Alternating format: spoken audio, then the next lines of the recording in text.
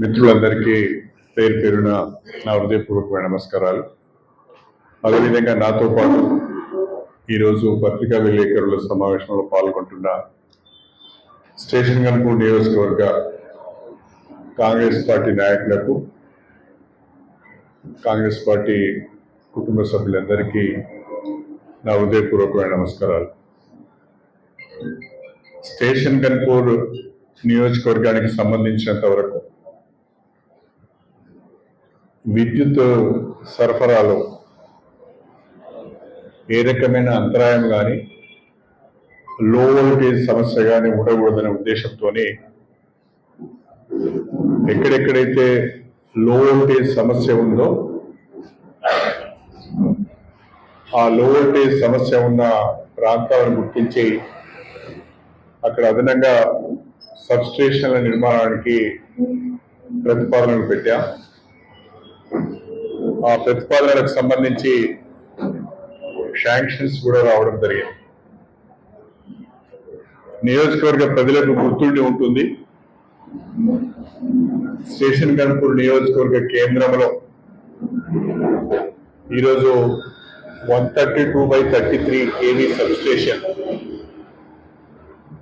ఆనాడు ఉమ్మడి ఆంధ్రప్రదేశ్లో నేను మంత్రిగా ఉన్న సమయంలో 6 కోట్ల రూపాయలతోనే ఆ 132/33 kV సబ్స్టేషన్ నిర్మాణం చేయడం జరిగింది. అంతేకాకుండా ఆ సబ్స్టేషన్ నిర్మాణానికి కూడా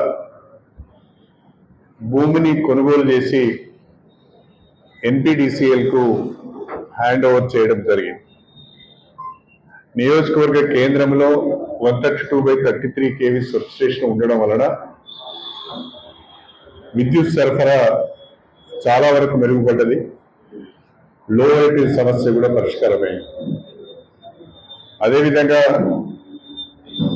కొత్తగా జిల్లాలు ఏర్పడిన తర్వాత స్టేషన్ గన్పూర్ నియోజకవర్గ కేంద్రము రెవెన్యూ డివిజన్ గా మారిన తర్వాత ఎన్పిడిసిఎల్ కూడా స్టేషన్ గన్పూర్ లో డివిజనల్ ఆఫీస్ కేంద్రంగా ఇక్కడ ఒక డిఈని కూడా, ఇంతకుముందు ఏడీఈ మాత్రమే ఉండేది, ఇప్పుడు డిఈ ఆఫీస్ లో కూడా స్టేషన్ గన్పూర్ లో ఏర్పాటు చేయడం జరిగింది. డిఈ ఆఫీస్ అయితే మంజూరైంది కానీ డిఈ ఆఫీస్ కు భవనం లేదు. ఆ విషయాన్ని ఎన్పిడిసిఎల్ దృష్టికి తీసుకొచ్చినప్పుడు, సిఎండి గారి దృష్టికి తీసుకొచ్చినప్పుడు వారు ప్రస్తుతం ఉన్న 132/33 kV సబ్స్టేషన్ ప్రాంగణంలో డిఈ ఆఫీస్ నిర్మాణానికి 1 కోటి రూపాయలు మంజూరు చేయడం జరిగింది అని చెప్పి ఈ సందర్భంగా తెలియజేస్తున్నాం. అదేవిధంగా మన నియోజకవర్గానికి సంబంధించినంత వరకు ఏ ప్రాంతాలలోనైతే లో వోల్టేజ్ సమస్య ఉందో ఆ ప్రాంతాల్లో కొత్తగా సబ్స్టేషన్లు మంజూరైనాయి. చిల్పూర్ మండలంలో కొండాపూర్ విలేజ్ లో 33/11 kV సబ్స్టేషన్ మంజూరైంది.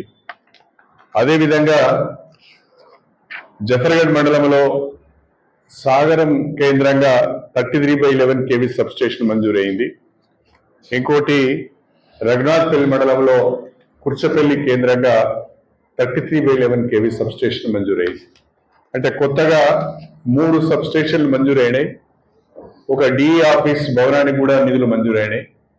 మొత్తంగా 8 కోట్ల రూపాయలు డిఈ ఆఫీస్ నిర్మాణానికి, కొత్తగా 3 సబ్స్టేషన్ల నిర్మాణానికి 8 కోట్ల రూపాయలు ఎన్పిడిసిఎల్ మంజూరు చేయడం జరిగింది అని చెప్పి నేను ఈ సందర్భంగా తెలియజేస్తున్నా. త్వరలోనే వీటికి టెండర్లు పిలిచి పనులు ప్రారంభించడం జరుగుతుంది. ఇంకా ఇది కాకుండా రాయగూడెంలో, ధర్మసాగర్ మండలం రాయగూడెంలో 33/11 సబ్స్టేషన్ 33/11 kV సబ్స్టేషన్ నిర్మాణం పూర్తి అయింది. అది ప్రారంభోత్సవానికి సిద్ధంగా ఉన్నది. దాన్ని కూడా కమిషన్ చేయవలసిన అవసరం ఉన్నది. ఆ రకంగా ఈ మధ్య కాలంలోనే, ఈ 1 year లోపట్లోనే మనము 4 సబ్స్టేషన్లు అదనంగా తెచ్చుకున్నాం. విద్యుత్ సరఫరా మెరుగుపరచడానికి ప్రయత్నాలు చేస్తున్నాం. అదేవిధంగా మన జనగామ జిల్లాలో 220/132 kV సబ్స్టేషన్ ఒకటి కొత్తగా నిర్మాణం చేయాలని ఆలోచన చేస్తున్నారు. అది స్టేషన్ గన్పూర్ నియోజకవర్గంలోనా లేదా పాలకుర్తి నియోజకవర్గంలో ఎక్కడ గవర్నమెంట్ ల్యాండ్ దొరికితే అక్కడ అది నిర్మాణం చేయాలనే ఆలోచనతోని ఎన్పిడిసిఎల్ వాళ్ళు ఉన్నారు. ఆ 220 కేవీ సబ్ స్టేషన్ నిర్మాణం కొరకు కూడా నా వంతు ప్రయత్నం నేను చేస్తున్నానని చెప్పి ఈ సందర్భంగా మీ అందరికీ కూడా తెలియజేసుకుంటున్నాను. ఇది కాకుండా మనకు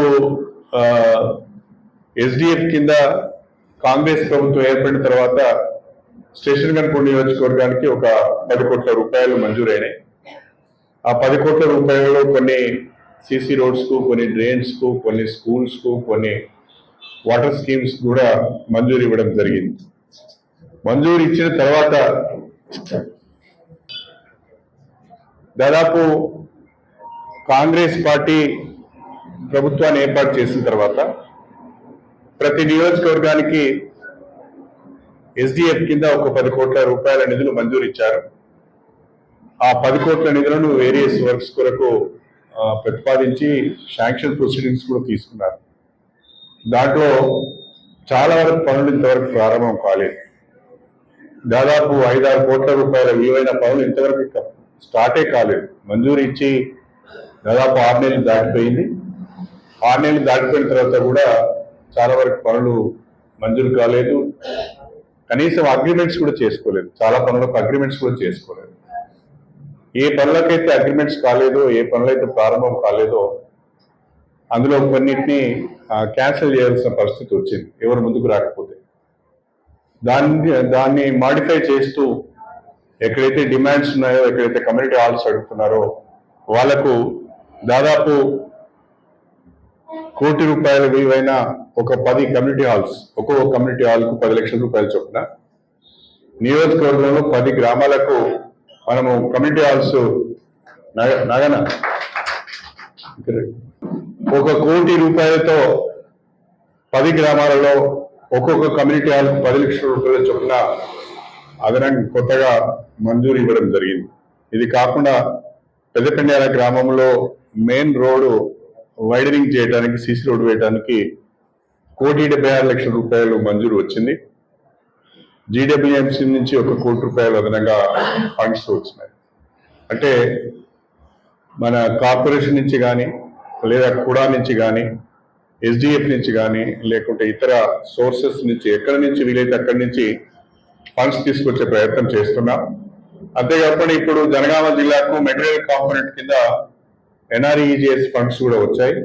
హన్మకొండ జిల్లాకు 18 కోట్లు, జనగామ జిల్లాకు 15 కోట్ల రూపాయల వరకు ఎన్ఆర్ఈజిఎస్ కింద శాంక్షన్స్ వచ్చాయి. ఈ 2 జిల్లాల పరిధిలో స్టేషన్ గన్పూర్ నియోజకవర్గం ఉన్నది. దాని నుంచి కూడా ఒక 10 కోట్ల రూపాయల వరకు మనం గ్రామ పంచాయతీ బిల్డింగ్స్ కానీ, అంగన్వాడీలు కానీ, సిసి రోడ్స్ కానీ పెట్టుకునే అవకాశం ఉన్నది. దానికి కూడా ఈ రోజు ప్రతిపాదన తయారు చేస్తున్నాం. అదొక 10 కోట్ల రూపాయలు మనం గ్రామాలలో, ప్రధానంగా గ్రామాలలో సిసి రోడ్లు చేసుకునే అవకాశం ఉందని నేను ఈ సందర్భంగా తెలియజేస్తున్నాను. మొత్తంగా ఎన్ఆర్ఈజిఎస్ కింద ఒక 10 కోట్ల రూపాయలు, కూడా నుంచి 1,76 లక్షల రూపాయలు, అదేవిధంగా ఎస్డిఎఫ్ నుంచి 1 కోటి రూపాయలు, కార్పొరేషన్ నుంచి ఒక 80 లక్షల రూపాయలు, ఎలక్ట్రిసిటీ ఎన్పిడిసిఎల్ నుంచి దాదాపుగా ఒక 4 కోట్ల రూపాయలు. ఈరోజు దాదాపు 17 నుంచి 18 కోట్ల రూపాయల విలువైన పనులకు మనం శాంక్షన్స్ తెచ్చుకున్నాం. అవి మీ ద్వారా నియోజకవర్గ ప్రజలకు చెప్పాలనే ఉద్దేశంతోనే ఈ పత్రికా విలేకరుల సమావేశం ఏర్పాటు చేయడం జరిగింది అని చెప్పి నేను ఈ సందర్భంగా తెలియజేస్తున్నాను. ఇక ప్రధానంగా భారత రాష్ట్ర సమితి ప్రతిరోజు ధాన్యం కొనుగోలు జరగడం లేదు. ధాన్యం కొనుగోలు జరిగిన రైతులకు సరి అయిన సమయంలో నిధులు జమ కావడం లేదు. సన్నాలు అమ్ముకున్న వాళ్లకు బోనస్ ఇంతవరకు చెల్లించలేదని నానా రకాలుగా ప్రభుత్వం పైన దుష్ప్రచారం చేస్తున్నారు, తప్పుడు ప్రచారం చేస్తున్నారు. నేను దీన్ని తీవ్రంగా ఖండిస్తున్నా. భారత రాష్ట్ర సమితికి సంబంధించిన నాయకులు ఎవరైనా, హరీష్ రావు గారు కానీ, కేటీఆర్ గారు కానీ, జనగామ జిల్లా కనుక వస్తే, జనగామ జిల్లాలో ఎన్ని వేల మంది రైతుల నుంచి ధాన్యం కొనుగోలు చేశాం, అందులో సన్నాలు ఎన్ని మెట్రిక్ టన్నులు కొన్నాం, దొడ్డు ఎన్ని మెట్రిక్ టన్నులు కొన్నాం, ఎంతమంది రైతులకు అమ్మిన వాళ్ళకి ఇప్పటికే డబ్బులు వాళ్ళ అకౌంట్లో జమ అయింది, అదేవిధంగా సన్నాలు అమ్మిన వాళ్ళకి ఎంతమందికి బోనస్ కూడా జమ అయిందో చెప్పడానికి సిద్ధంగా ఉన్నాము అని చెప్పి నేను ఈ సందర్భంగా తెలియజేస్తున్నాను. ఒక వరంగల్ జిల్లాలోనే నాకున్న సమాచారం మేరకు మన జనగామ జిల్లాలో ఇప్పటికే దాదాపు 134 కోట్ల రూపాయల ధాన్యం కొనుగోలు చేస్తే ఇప్పటి వరకు 90 కోట్ల రూపాయలు రైతుల అకౌంట్లలో జమ అయినాయి. అదేవిధంగా సన్నాలకు సంబంధించి కూడా దాదాపు 1000 మంది రైతులకు ఇప్పటికే బోనస్ కూడా చెల్లించడం జరిగింది. ఆ వివరాలన్నీ కూడా జిల్లా కలెక్టర్ గారి దగ్గర, సివిల్ సప్లైస్ వాళ్ళ దగ్గర, అగ్రికల్చర్ అధికారుల దగ్గర ఉన్నాయి. ఎవరికైనా ఏమైనా అనుమానం ఉంటే వాటిని నివృత్తి చేసుకోవచ్చు అని చెప్పి కూడా నేను ఈ సందర్భంగా తెలియజేస్తున్నాను.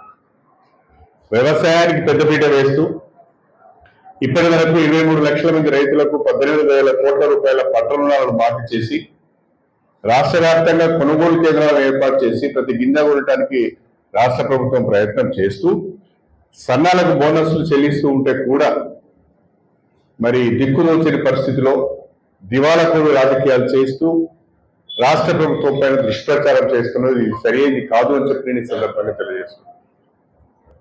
హరీష్ రావు గారు మాటి మాటికి ఒక మాట అంటున్నారు, బోనస్ బోగస్ అయింది అని అంటున్నారు. బోనస్ అనేది సార్థకమైంది, బోనస్ అనేది నిజమైంది. సన్నాలు అమ్ముకుంటున్న రైతులకు బోనస్ అనేది వాళ్ళ అకౌంట్లో జమ అవుతున్నది. అది మీరు జనగామ జిల్లా నుంచి వివరాలు సేకరించి సమాచారాన్ని కూడా తీసుకోవచ్చు అని చెప్పి ఈ సందర్భంగా హరీష్ రావును నేను కోరుతున్నాను.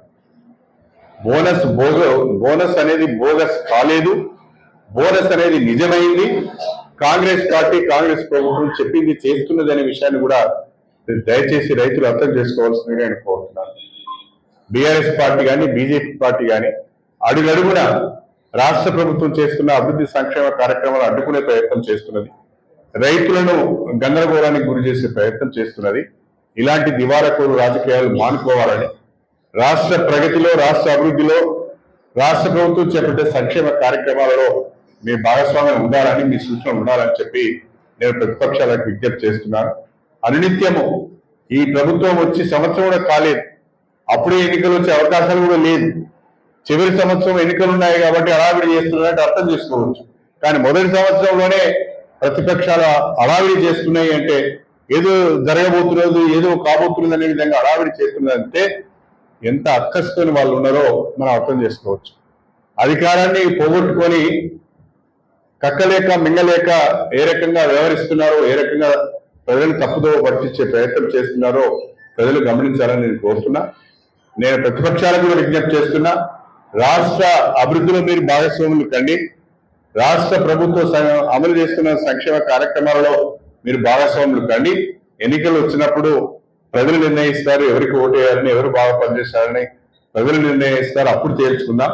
ఇప్పుడే తొందరపాటు అవసరం లేదు, అనవసరమైన కన్ఫ్యూజన్ క్రియేట్ చేయొద్దు, అయోమయానికి ప్రజలను గురి చేయొద్దు అని చెప్పి ఈ సందర్భంగా ప్రతిపక్షాలకు విజ్ఞప్తి చేస్తూ, రాష్ట్ర ప్రభుత్వం ప్రత్యేకించి కాంగ్రెస్ ప్రభుత్వం ప్రజలకు ఇచ్చిన హామీలన్నింటి కూడా ఒకటొక్కటే నెరవేర్చే ప్రయత్నం చేస్తున్నది.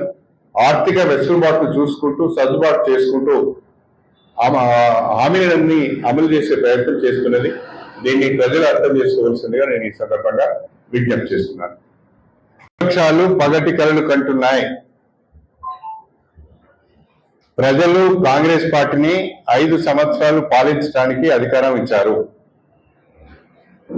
తెలంగాణ రాష్ట్రంలో రేవంత్ రెడ్డి గారి నాయకత్వంలో కాంగ్రెస్ ప్రభుత్వము 5 సంవత్సరాలు పూర్తి చేసుకుంటుంది. ఎవరికి ఏ రకమైన అనుమానాలు అవసరం లేదు, ఆశపడవద్దు. బ్రహ్మాండంగా కాంగ్రెస్ పార్టీ, కాంగ్రెస్ ప్రభుత్వము ప్రజల మధ్యకు వెళ్తుంది, ప్రజా సమస్యలు పరిష్కరిస్తుంది, ప్రజల ఆశీర్వాదం పొందుతుంది. ఎవరికి కూడా ఏ రకమైన ఆశలు అవసరం లేదు, ఆశలు పెట్టుకుని ఆగం కావద్దు అని చెప్పి ఈ సందర్భంగా తెలియజేస్తుంది. కాంగ్రెస్ పార్టీ జాతీయ నాయకురాలు, కాంగ్రెస్ పార్టీ ప్రధాన కార్యదర్శి శ్రీమతి ప్రియాంక గాంధీ గారు కేరళ రాష్ట్రం వయనాడ్ నుండి 4 లక్షల పైచిలకు మెజారిటీతో గెలుపొందారు. మేమందరం కూడా వారికి హృదయపూర్వకంగా శుభాకాంక్షలు తెలియజేస్తున్నాం. దేశానికి వారి అవసరం ఉన్నది. గాంధీ వారసురాలుగా, ఇందిరాగాంధీ వారసురాలుగా దేశానికి వారి అవసరం ఉన్నది. రాహుల్ గాంధీ గారికి తోడుగా ప్రియాంక గాంధీ గారు కూడా ప్రజల మధ్యన ఉండటానికి ఒక చక్కటి అవకాశం వచ్చింది. తప్పకుండా ప్రియాంక గాంధీ రాక, ప్రత్యక్ష రాజకీయాల్లోకి ప్రియాంక గాంధీ రాక కాంగ్రెస్ పార్టీని మరింత బలోపేతం చేస్తుంది. కాంగ్రెస్ పార్టీ కార్యకర్తలకు నూతన ఉత్సాహాన్ని ఇస్తుందని చెప్పడంలో నాకు ఎలాంటి సందేహం లేదు. జనరలైజ్ చేసి చెప్పడం కాకుండా తేమ శాతము 17కు లోపల ఉండి 2 కిలోల కన్నా ఎక్కువ తీసుకునే సంఘటనలు ఉంటే తప్పకుండా వాళ్ళపైన చర్యలు తీసుకుంటాం. నాకు తెలిసి నాకు ఈ రోజు వరకు ఎక్కడి నుంచి ఏ రకమైన కాంప్లైంట్ రాలేదు. ఒకవేళ కాంప్లైంట్ వస్తే తప్పకుండా స్పందిస్తాం. రైతుల పండగ ఉండే ప్రభుత్వం ఇది, రైతు ప్రభుత్వం ఇది, రైతు సంక్షేమాన్ని కోరుకునే ప్రభుత్వం. రైతులు దోపిడీకి గురవుతుంటే చూస్తూ ఊరుకోమనేది ఈ సందర్భంగా తెలియజేస్తాం. రాష్ట్ర ఫలితాలు మీరు అందరూ చూశారు కదా. మహారాష్ట్రలో ఒక రకమైన ఫలితాలు వచ్చాయి, జార్ఖండ్ లో ఇంకో రకమైన ఫలితాలు వచ్చాయి. ఫలితాలను ఎవరైనా స్వాగతించవలసిందే, ప్రజా తీర్పును గౌరవించవలసిందే.